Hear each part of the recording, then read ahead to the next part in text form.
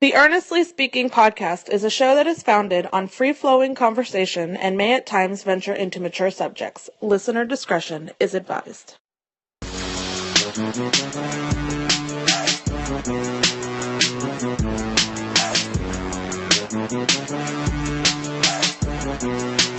Earthly Podcast here coming to you on October 15th, 2020. We're talking on a Friday, actually, but, how you guys doing? Back on the pod, back here. Man, first off, you can find this podcast on Stitcher Radio, Spotify, Apple Podcasts, Google Podcasts, and now Amazon Music, rather. So check it out. Whatever platform you use this podcast, we are there. Got a lot of things I want to talk about today in the show, but I actually want to start here first. I've been feeling like shit today. I don't know, man. I'm 40 years old, and not just today, but for the last few weeks, man, I've been feeling like crap. I don't know, man. I feel like I'm getting. No, I don't have COVID. That's for the record. I feel like I don't know. I'm 40. I feel like I'm 60. Back hurts and arms hurt, joints hurt. It's tired, and I mean, I know a lot of it obviously is, parenting and, having to work and have to do all these kind of things. Obviously, I mean, that's part of the gig. You do what you gotta do. Put food on the table for your kids. All that. And I'm grateful. I got a job. I got a good job with that. So I'm not complaining about that. But I just been feeling weak last couple weeks. I'm feeling like, and to be honest with you, I've been, not just recently, maybe in the last few years, I haven't prioritized my health in the way I should. I don't exercise enough like I used to. I don't eat healthy. I mean, I eat okay. I got a lot of vices, more so, not alcohol and that, but, sodas, of course, is one of the things I struggle with. Sugar, sometimes snacks. I'm not really a big, fried food isn't really a big issue for me recently. But I don't know, man. I feel like I need. Maybe that's just that. Maybe it's that my body is starting to catch up with me a little bit now. So I gotta start prioritizing my health now more often. So I don't know. I just gotta start doing that. I'm not getting younger. I keep saying I want to see my kids get older, have their kids. Get older, become adults, have their kids, become a grandfather. Be able to enjoy life with my wife. As they get older, go traveling and all those things I'm wanting to do that I really can't do right now, to be honest with you. And never wrong. I love, my life right now. I love this structure. I'm able to do my podcast, go to work, spend time with my wife, spend time with my kids. But there are things I want to do that I really can't do right in the present day because of the situation. And of course, COVID and the pandemic don't really help either. Can't really go anywhere. Without the risk of getting sick. But, you just have to deal with it as it comes. I mean, that's just the nature of the beast. You know what I'm saying? But, yeah, I'm not complaining, of course. I'm grateful. I'm still grateful. All right. So, I don't know. I'm going to change up some things down here in the show a little bit. I've been doing, for the first couple weeks of this season, the NFL season, I've been doing my weekly picks with the spread. I'm going to stop all that on the show. I'll keep doing it, but I'm going to do it on social media only. So if you want to get my picks to gamble on, if you take my advice, of course, you can follow that on social media. I'll post on Twitter, on Facebook, Instagram as well, too. My stories, and just do that. I don't know. I feel like there's so much other things I want to talk about, honestly, on the show. I feel like the picks become like a little bit of a nuisance now. I don't want to clog the episode up with this like stuff that's not going to matter in like 4 days or 3 days, So I'll just put it, on somewhere where you can read it and look at it if you agree, disagree, whatever. But that's what it is. But this race to the bottom, Trevor Lawrence, and you guys know I'm a New York Giants fan. Obviously, we're 0-5, and I last week said, I don't want to confess this, to be honest with you, but I'm going to do it anyway. I was telling some of my friends, I was asking them on text, is it wrong that I want the Cowboys to beat the Giants this week? And everybody said, no, yeah, you're absolutely wrong for that. I don't give a shit who you are. I know the situation. You want Trevor Lawrence, and the only way you're gonna get that is to tank. And I'm not really a big tank guy, but I realize that for the Giants, my New York Giants, to get back where they need to be, it starts with getting the guy they need. And me wanting Trevor Lawrence is not about, and I said this before last week. Me wanting Trevor Lawrence is less about Daniel Jones and more about just knowing how good Trevor Lawrence is and can be at Clemson. And he is the best prospect at the position since Andrew Luck. And I recognize that. I'm a Florida State fan. I watch him a lot. ACC guy. He's really fucking good. And the thing is, though, we have other teams in the league that are just as bad as the Giants. Same record, 0-5. You have the Jets hustling backwards. The Giants hustling backwards. The Jets are worse than the Giants. At least the Giants are competitive. At least they almost beat Chicago in week 2. Almost beat came close to beating the Rams last week or the week before that. Should have beaten the Cowboys, or they had a double-digit lead in that game last week. So the Giants at least have some life. But I really do want a clean house. I want Dave Gettleman gone.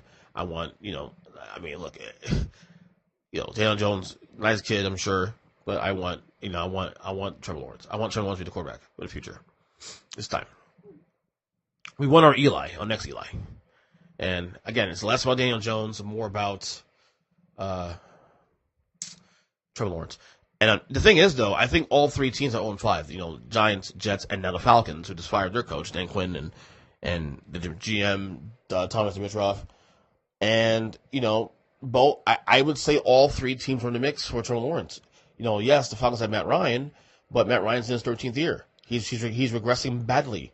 I think he has one more year in his contract before they get out of the deal. So if I'm the Falcons, why wouldn't you go after Trevor Lawrence if you are falling into that situation? In fact, I would say you could probably put Matt Ryan on a trade block, not right now, but maybe next year. He has value to a contender, a team that just needs a quarterback.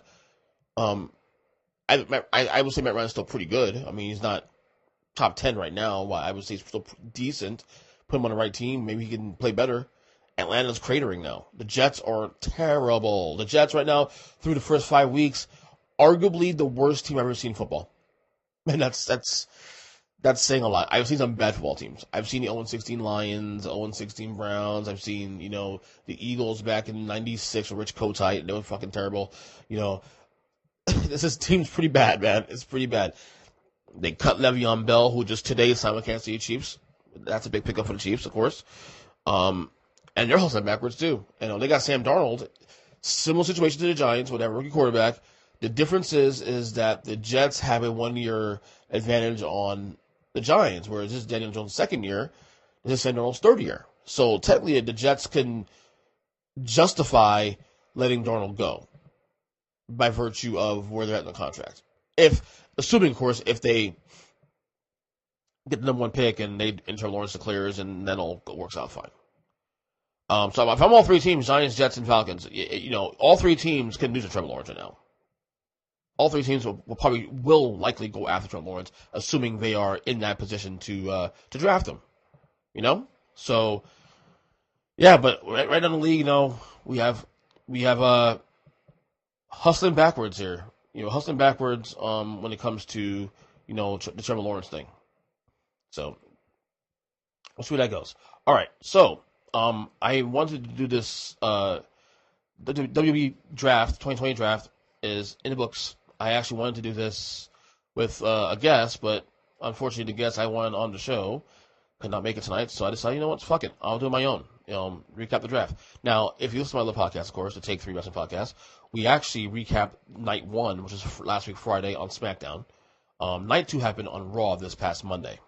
So what I'll do here is I'll give my own thoughts on both nights here. This is what stood out.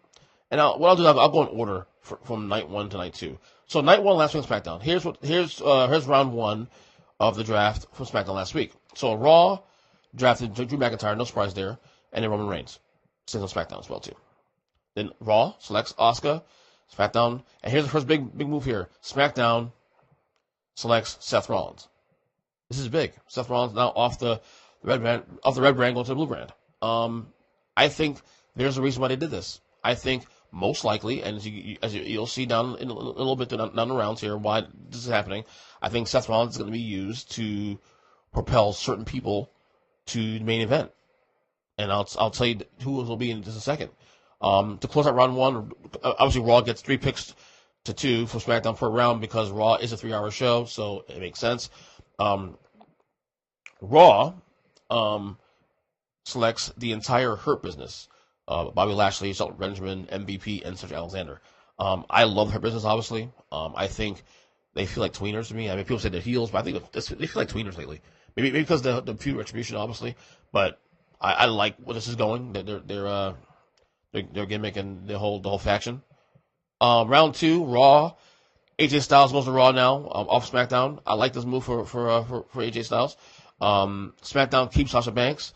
Now, this pick here is the most underrated of the entire draft, I think. Raw selects Naomi. I've been saying for a long time Naomi needs to change the scenery. She's been lost in the shuffle, misused on SmackDown. I think her going to Raw, because it's a 3-hour show, there'll be some space to use her.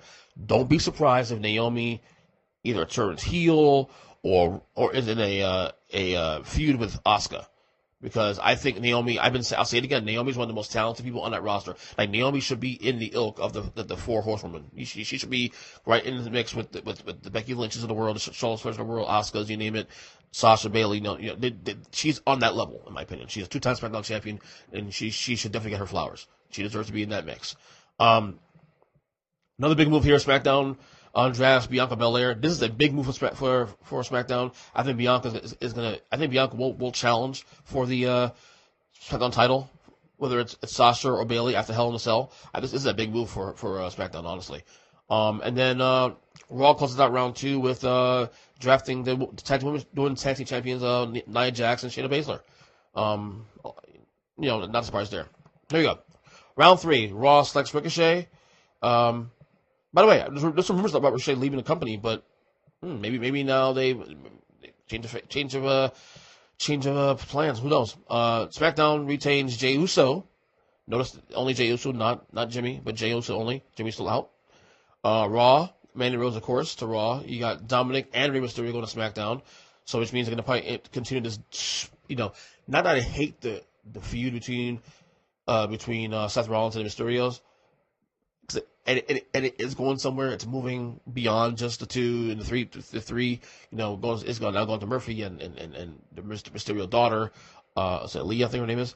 But I wouldn't mind it ending soon. Raw gets The Miz and John Morrison goes to Raw. That's another sort of shocking, I guess. But any more characters on Raw anyway. All right, round 4. This is the shocker of the entire thing. The tag team, the new SmackDown Tag Team Champions, Kofi Kingston and Xavier Woods, go to Raw, and Big E stays on SmackDown. Now, this is obviously the New Day is now not broken up, but the New Day has now been split up. As Woods and Kofi goes to Raw, Big E's on SmackDown. I believe this is the clue that Big E's going to get that major push now. I mentioned Seth Rollins earlier. And the reason why I mentioned Seth Rollins is because I believe that Seth Rollins and Big E are probably the next feud in line. I'm not saying I know this for a fact. I'm just predicting this. I think Big E's in line, and I want to continue to see how far they can push Big E to main event status between now and Mania. And I think Big E in his feud with Sheamus was I've enjoyed his feud with Sheamus. You've seen different side of Big E. He's obviously a lot of fun, but he's also very has an edge to him, and I think with Seth being who he is, of course, Seth Rollins is one of the best in the business right now. I think Big E, he can put Big E over. So we'll see how that goes. Danny Brooke goes to Raw. The Money in the Bank, Otis stays on SmackDown. Notice not Tucker, so split up. And then Raw retains Angel Garza. Okay, round 5, which was announced on the Talking Smack after the SmackDown went off the air. Raw gets Humberto Carrillo. SmackDown gets Murphy. So Murphy is still probably gonna be part of that feud with Rollins and the Mysterios. As I said, Tucker now goes to Raw. Kalisto from the Lucha House Party goes to SmackDown, and Drew Gulak goes to Raw. So that was the SmackDown. That was the SmackDown draft on night 1. Night number 2, which I did not watch yet. I'm still behind this week on my wrestling content, so we'll obviously this is I'll react to that obviously. The Raw selects first pick. Raw selects The Fiend Bray Wyatt.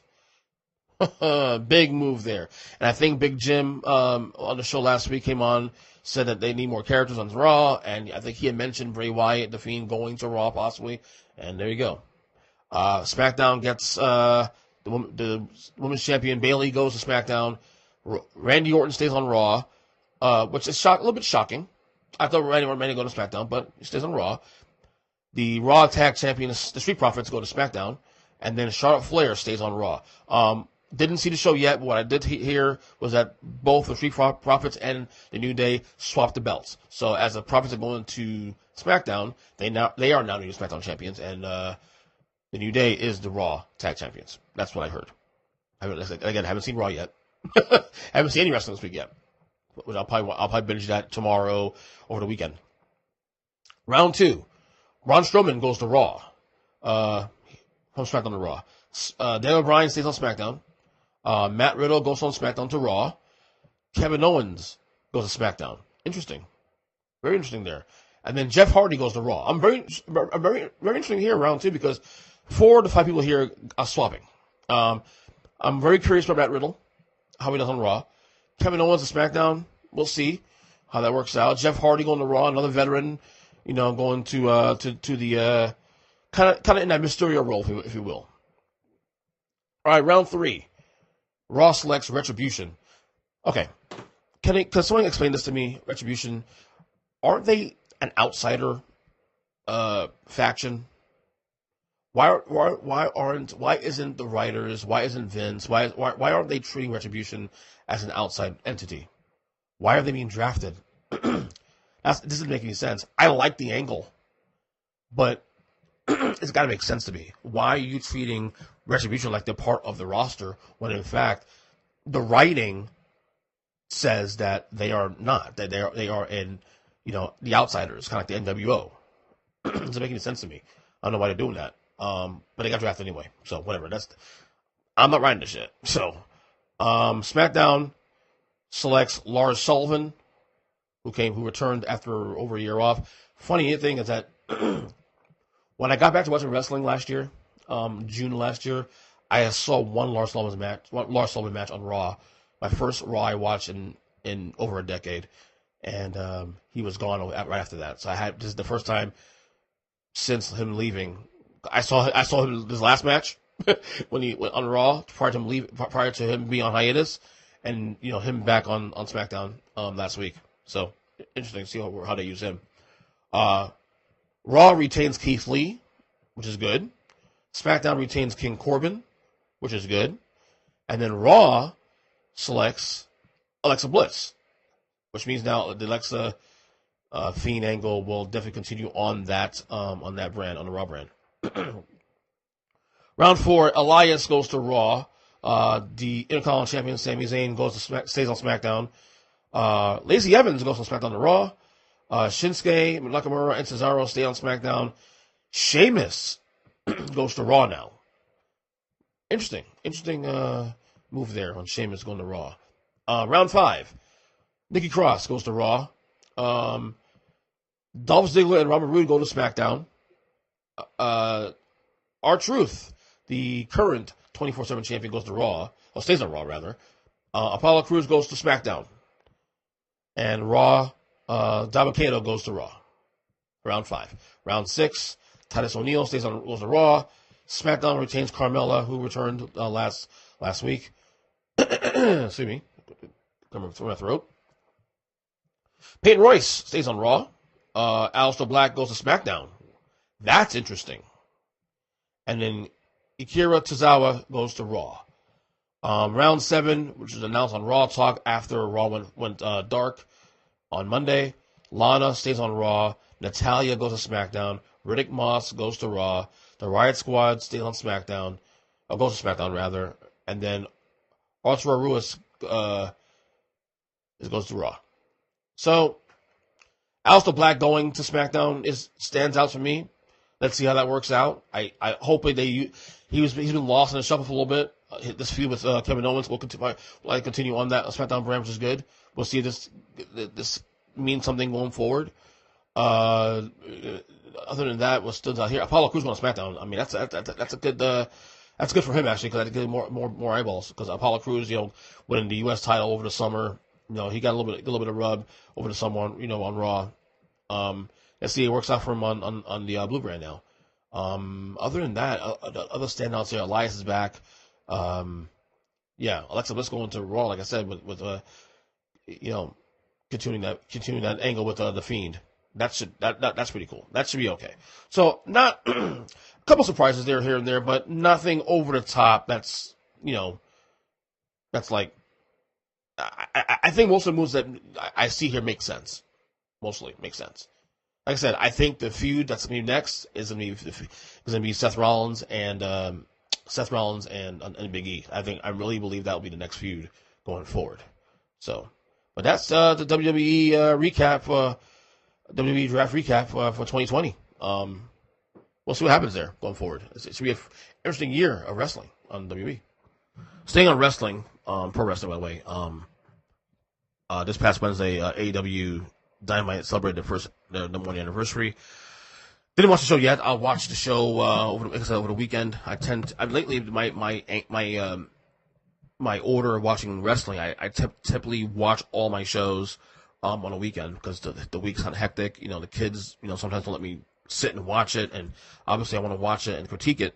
So when I come on the show, whether it's this show or the Take the Rest of the podcast, I'll be able to know what's going on. It doesn't make any sense to watch it. Although I will say, my 7-year-old Eli, now when he's allowed to, because my wife and I, we go back and forth sometimes with him, because if he gets too wild with his brother or whatever, we kind of give him a break from wrestling. But he likes to watch Raw and SmackDown with me, and he's getting to the point now where he's following stuff week to week, where he's asking questions. Where he's like, Dad, we got to watch SmackDown today. So I don't watch any shows, as I said, I don't watch any shows live.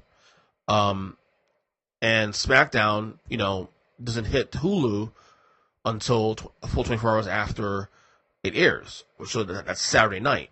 Which then, by the time it hits the Hulu on demand, my kid's going to bed pretty much. So I'll get to watch SmackDown until probably Sunday morning. And then I tell them, if we're going to watch SmackDown today, we got to watch before football starts, because 1 o'clock on for me, is NFL time. So he understands that if I want to watch SmackDown and he wants SmackDown with Dad, he's got to watch it with me pretty much at 10 a.m., 11 a.m. before football starts. But anyway, AEW Dynamite, like I said, celebrated their 1 anniversary.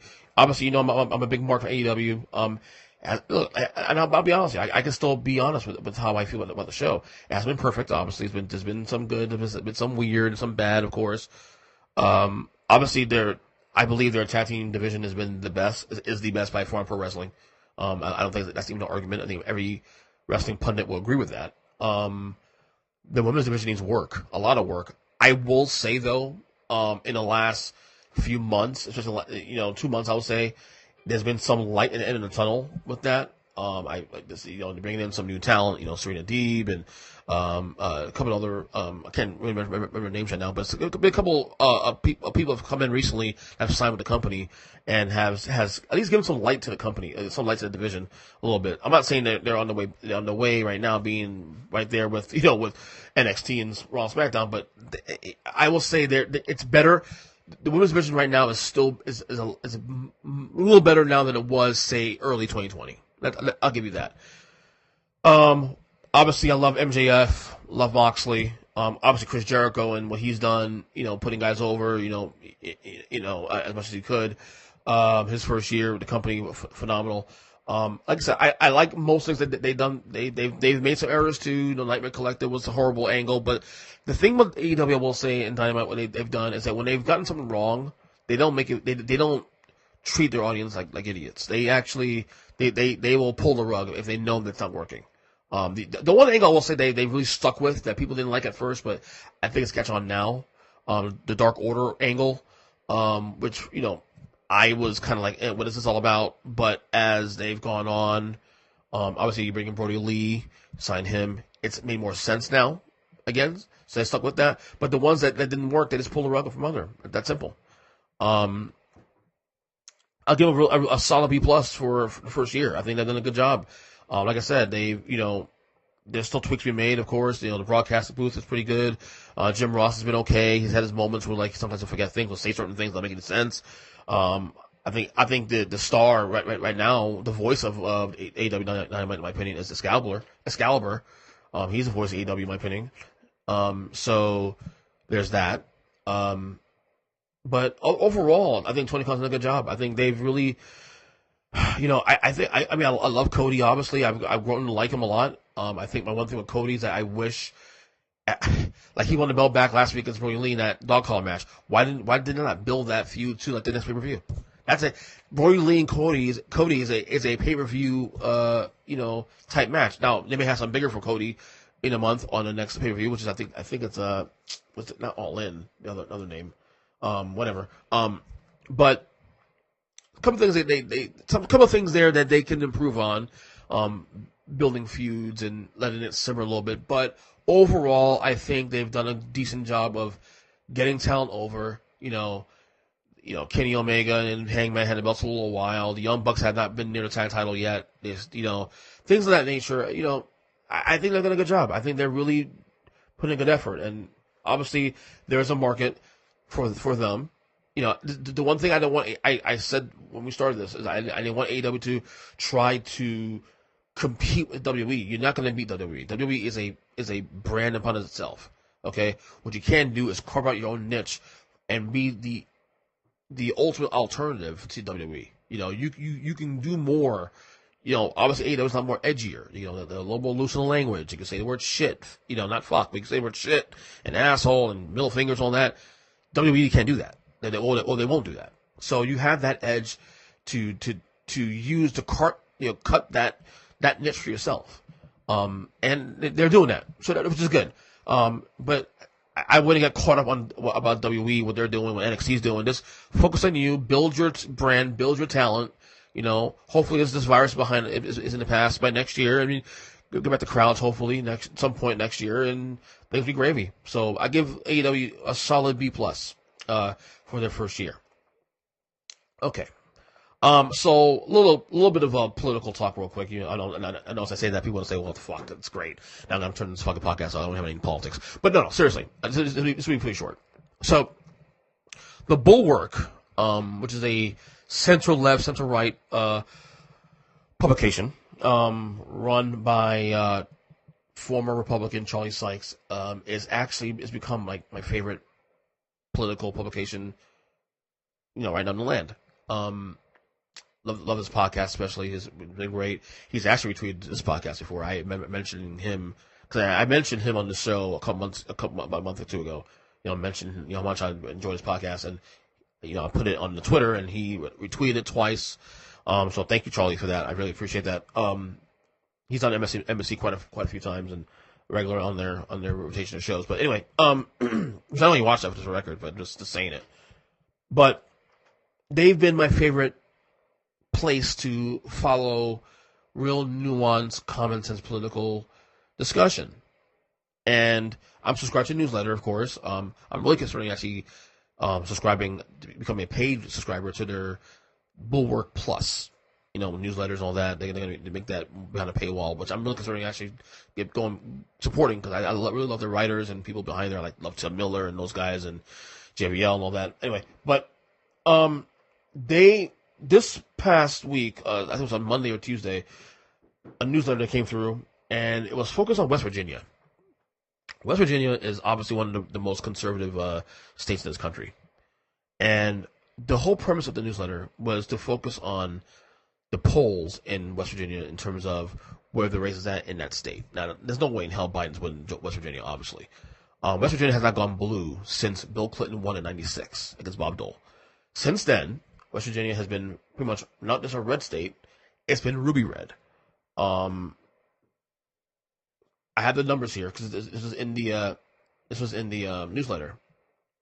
So since 2000, the last 5 election cycles in West Virginia, George Bush won the state by 6 points in 2000, then won it by 13 points in 2004. Then John McCain won by 12 points in 2008. Mitt Romney then won it by 27 points in 2012.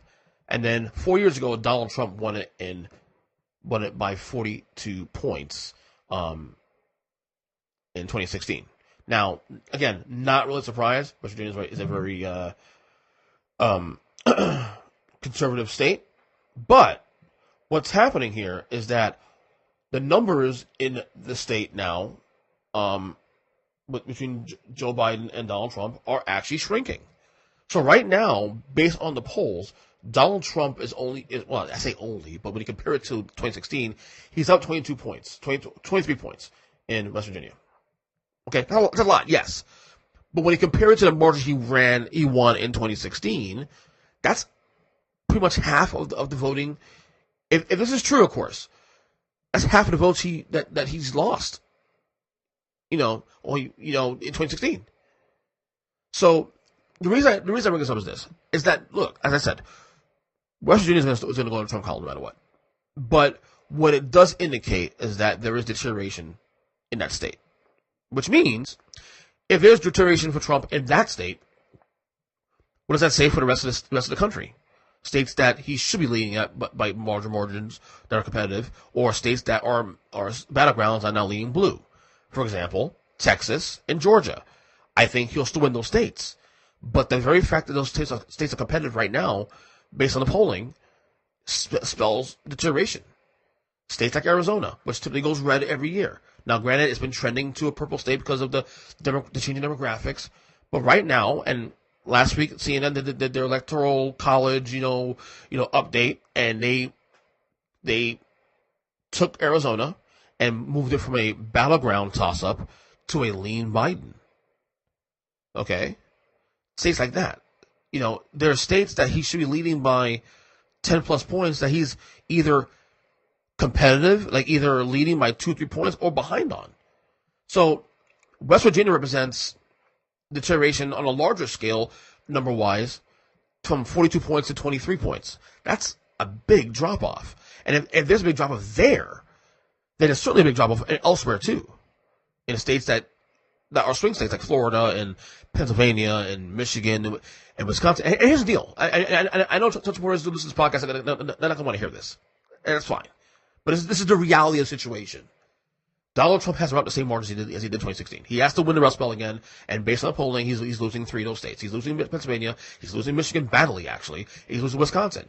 I think he'll win Ohio still, although people are saying that the polling is starting to trend to Biden a little bit. I'm a little skeptical about that. But again, Ohio, for the first time in decades, has not even been thought as a priority for Biden because Arizona is now quote unquote in the Biden column. That offsets the need for Ohio. Basically, the electoral college, based on what CNN said last week, putting certain states from toss-ups to lean blue, lean Biden, that if that's true, Joe Biden doesn't even need Florida to win. He crosses 270 without Florida. Florida actually represents now a possible landslide for Joe Biden, assuming he wins the state. Now again, this is just polls, obviously. People say, the polls don't count, whatever. The polls were actually almost dead accurate on 2018 for the midterms. So they've improved the polling over the course of the last 4 years. So let's stop that. Okay? But again, does Trump have a chance to win the election? Absolutely. I'm not saying he's not going to win the election either. I'm just saying that the polling suggests that there's a major deterioration. And the fact that the state of West Virginia, that Trump won by almost 50 fucking points, he's actually only up by 23 points. He's lost half of the support he had 4 years ago. So if that's the case in that state there, it will be the same thing. What say is that the same way in the other 49 states too? And the polling suggests that is the fact. That is the case. So, but again, I'm not going to sit here and say that, Trump's going to lose. But right now, this week's Donald Trump election odds, I'm going to lower my odds now and win election to 20%. It's a big drop off because the trends are moving into Biden's direction. Nothing is sticking. All the stuff with even this thing with the email and the Hunter Biden thing. The problem is no one gives a fuck. Let's be real. This is not 2016. There was no James Comey here, okay?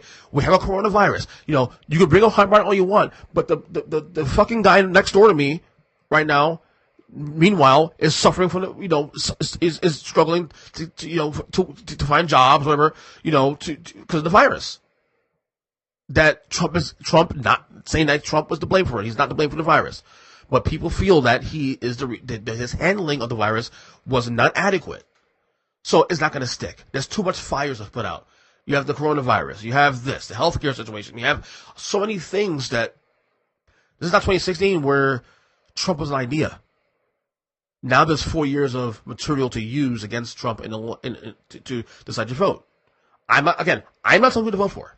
I'm not saying that. I'm just giving you an idea of the environment of the electorate today in comparison to 4 years ago.